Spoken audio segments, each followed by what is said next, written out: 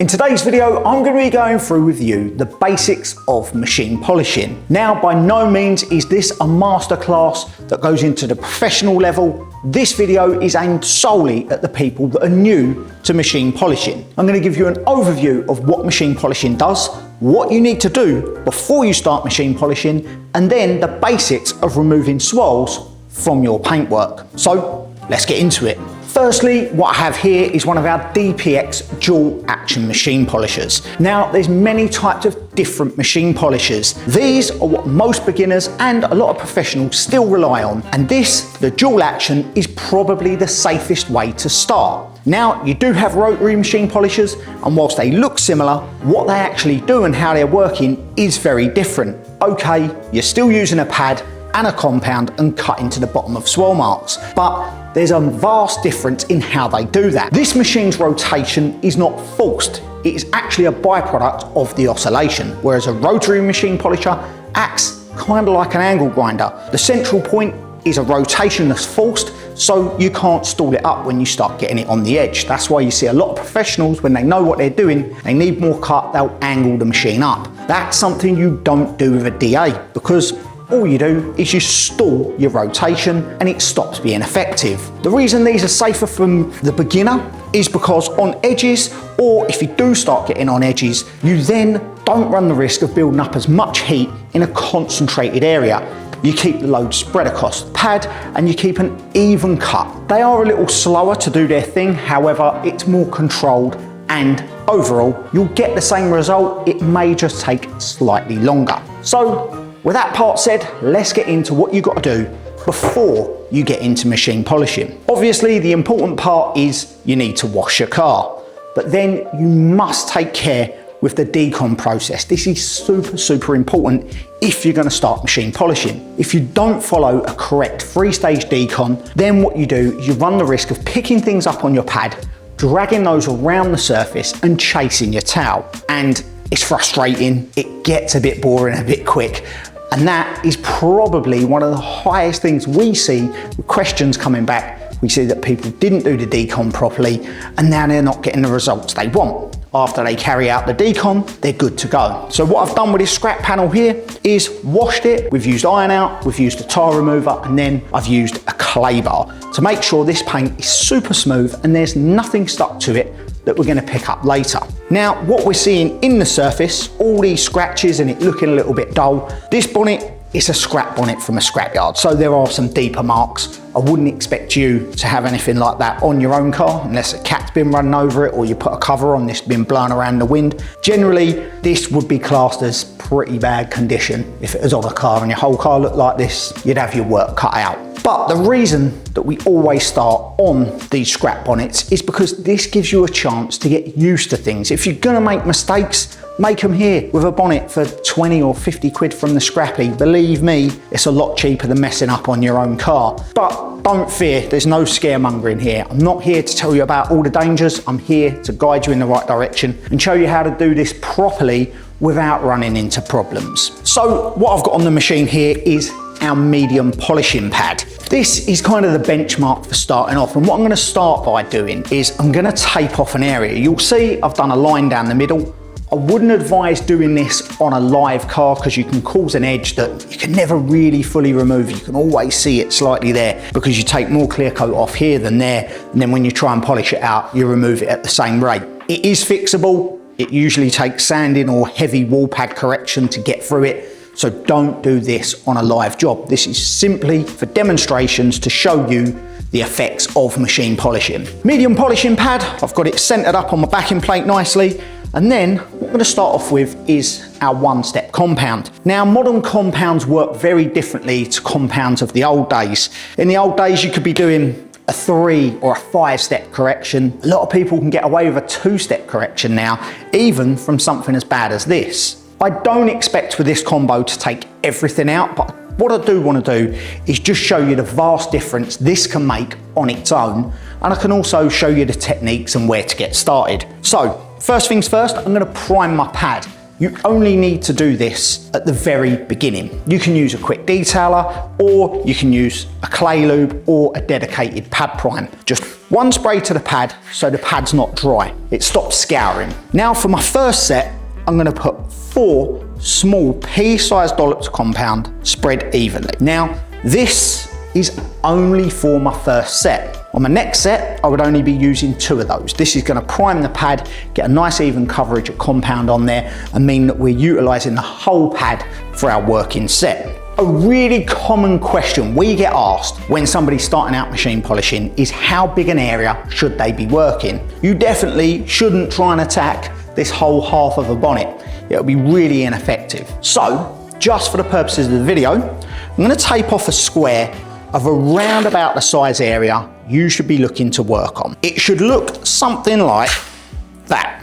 We're just doing this for display purposes, but in your mind, you would be breaking down your bonnet or your panel into areas like this. Obviously, if you're working on a wing or something on a side, you're gonna kind of chop it out differently, but that gives you the general gist of what to go for. Now, when you are doing tape like this, even if it's on a scrap bonnet at home, always just rub the edges of your tape down well, because you don't want to pick up the glue. It's a pain to remove. So, I'm not gonna start the machine up here. Place the pad down, keep the speed low, speed 1 or 2, and get things started. I'm gonna pull the trigger, lock it off, and then what I'm gonna do is spread the polish as quickly as possible across this area. And then once I've spread it, that is when I'm gonna kick my speed up. Now, the reason for that is, touched on it earlier, compounds nowadays work very differently than the olden compounds. This is a diminishing abrasive, meaning it's the most effective at cutting through swirls at the very beginning. So you don't want to waste that power by spreading it for long periods of time. What these do is they start off as a really sharp particle and they break down as you work them through to get finer. That's why you can get away with less stages. So rather than a 3 or a 5-step correction, a 2-step usually gets from a bad stage to a really good stage, because within that, you're doing 3 or 4 different grades as you work the compound through. So low speed, spread it out. And now I'm gonna pump my speed up and start the correction work.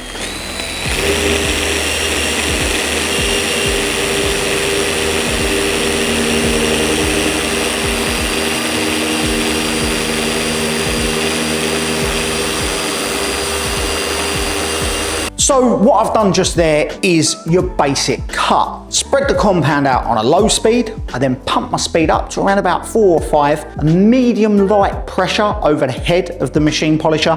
And what you'll notice is I've done overlapping sets. Now, I understand that I went slightly over the lines, that's so I get correction right to the edges. Don't worry about that. That's why I've got this blue tape on here to stop that happening. We'll see a nice divide between the corrected and the uncorrected side at the end of the video. All I've got to do now is remove the excess. What I've done towards the end of that pass is I slowed myself back down to speed 2 and just done a final slow pass when the compound was broke down and at a finer stage. What that does is it removes any holograms or any hazing that's put in from the cutting process, and basically gives you 2 stages in 1 hit. Now, just taking a quick look at that, that has done a lot of work. That has done a really nice job of knocking out, I'd say, a good 90% of the marks.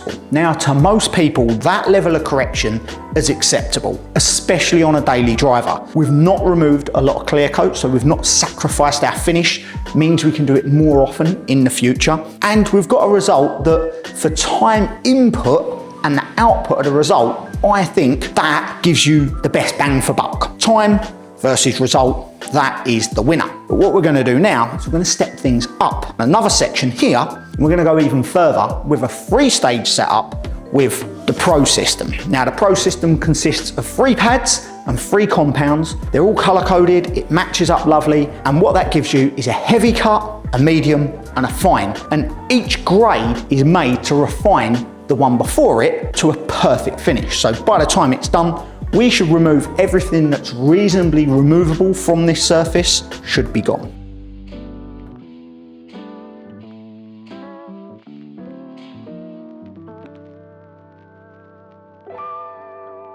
Okay, so Revitalize system comes with 3 pads. What I'm using first is our heavy grade, just getting that centered on the pad nicely, on the backing pad. Give it a little spin, double check if it's on there well and it's in the middle. I'm happy with that. And then color coded to the pads is the heavy compound. Now what this should do is this should bite down even deeper to the bottom, those swirl marks. I'm gonna put on 4 dots, prime the pad quickly, and then I'm ready to go. Same process as before, starting off with a slow speed. I'm gonna spread this compound out, then I'm gonna pump my speed up, slow passes, higher speed, medium pressure over the head, making sure that I keep the pad level. Not to be on any angles, because what that does is that stalls the rotation. We do not want to do that. We need that rotation to get us the cut. And then once I'm confident that I've worked the polish all the way through, and the way that I do that is I can see the compound will start to go clearer. You'll see it more with a heavier grade compound, so you'll see it in this set more than with the 1 step.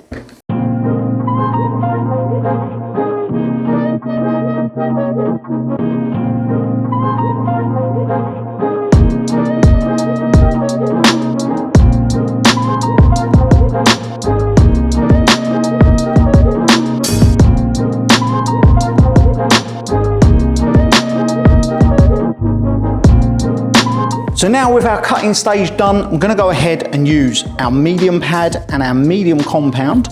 Again, get it centered up on there. Take your compound, little shake, 4 dots on the pad, quickly prime it, and we are ready to go. Same process now. I'm not gonna have to spend as long with the cutting. I've done all the heavy work. I've got to the bottom of the scratches. Now, all I'm doing is refining that finish a little bit more. What will happen with a heavy compound and a heavy pad is we'll put a little bit of scouring in there. You're probably not gonna see it so much to the naked eye. If you put a light source on, it will look a little hazy. Those are just loads of super little fine scratches left next to each other that we're gonna clear up now. Same process, starting off 1 or 2, spread it out, pump the speed up to 3 or 4 this time. We're not gonna go quite as high. Some just even slow passes to clear up that hazing. And then by the end of this set, we should be good. We probably won't even need the finishing compound. I am gonna do it anyway, just for the purposes of the video, but realistically, this paint is around about a medium hardness. I'm confident it'll clear up after this, only because, from my experience, I know Harris reacted to that 1 step that this should finish down pretty similar, and that looks good.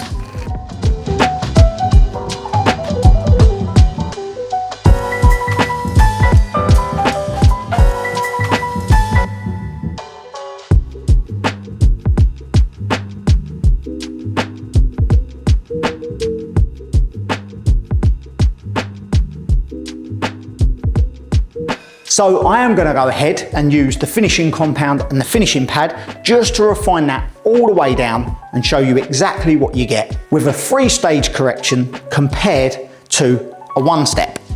Exact same process again, just gonna center up the pad, that's all good. Finishing compound, my 4 dots, I'm actually using a little bit less of this time because I don't need loads for cutting. Prime my pad, we are good to go.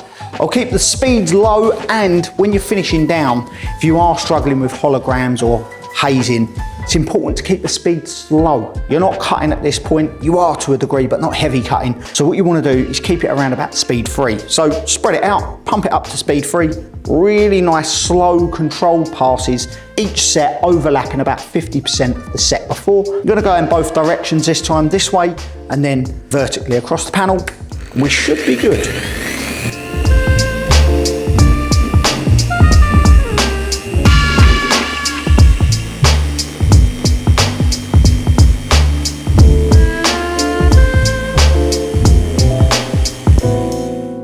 This side does look better than this side, granted, but I do think when we take this tape off in a second, you're gonna probably agree the difference isn't massive between these two. The difference between what it was and what these are now, that is pretty huge. Is it worth the extra work? I guess that comes down to whether you feel it is. Maybe if it's a show car, it's worth all the effort in the world. If it's a daily driver, it's inevitable the car's gonna be out in the elements, it's gonna get washed, it's gonna get dirty, it's gonna get washed again. So do you sacrifice that much clear coat for a marginal difference?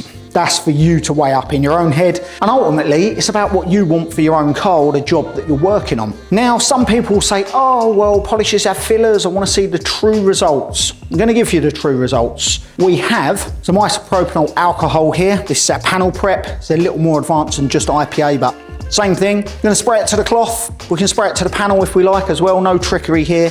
And then we're going to wipe these sections down to leave a true finish. So with that done, we're going to peel off the tape and show you the true results. So now the moment we have all been waiting for, it's time to take off the tape. Wow, you can definitely see the difference.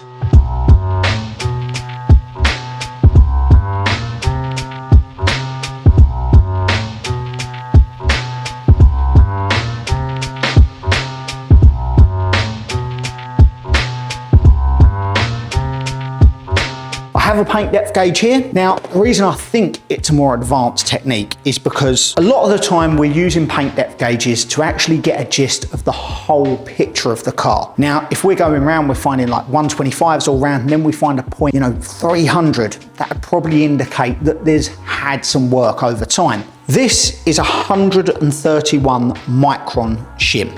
So really what it indicates is more areas that we would look closer at. A lot of this is done by eye, and a lot of it is done just from experience. I've done this for a very long time, and I can kind of look at a car and I can see the differences in paint textures and if there's blow-ins, if it's had work, even before I start going around it with one of these. They are useful, and it's definitely something you want to have in your kit if you're going to do a lot of polishing. But honestly, I wouldn't say do not polish your car unless you have one of these. It's not necessary. It's really not. Another place that a lot of people run into problems with is when they've got their machine polisher.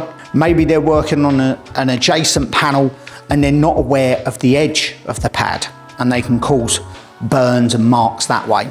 Plastic and composites, they don't disperse heat as well as metal, so you can get heat spiking and delam. So again, just tread carefully, take your time, learn your craft first. That's why I hate seeing people just go out there and go straight on a car, because there's other factors and there's more to be aware of when you're working on a car than just working on a bonnet. I'd always say get the fundamentals down here so that this becomes second nature before you start jumping in to polishing your car.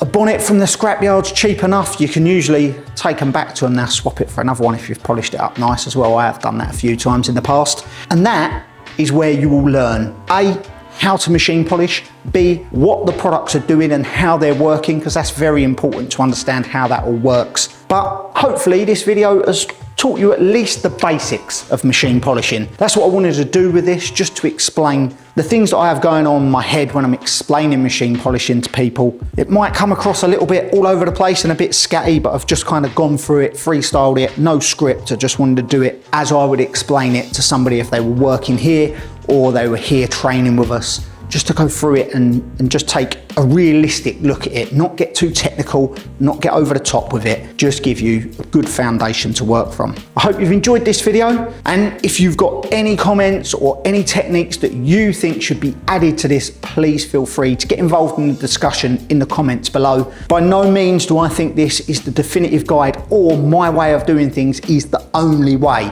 I'm a big believer that there is not just one right way and a load of wrong ways in detailing. I think lots of different people have different techniques and different styles that get the desired result. So please don't go roasting me on this. I'm not saying it's the perfect method. I'm just showing you my method and what I'd advise if you were just starting out by machine polishing. Thanks again for watching, and I'll see you on the next one.